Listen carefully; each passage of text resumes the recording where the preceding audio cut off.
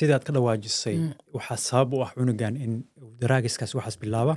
baahidii uu qabay ayaa looga faa'iidaystay exactly cunuga dee waalid baa dhalay aabbihi hooyuu leeyahay in cunuga uu wax u baahda markuu wax u baahdana uu dad kala aada maxaa sabab u ah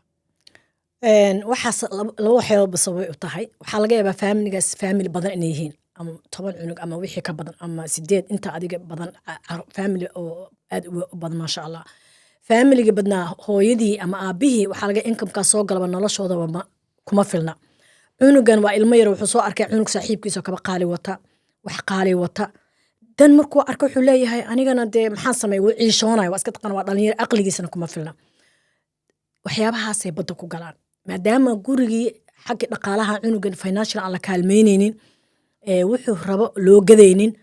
waa looga faa'iideysanaa janiskaas cunuga dhibaatadaas iyo baahidaas hayso ayaa ku kalifayso inuu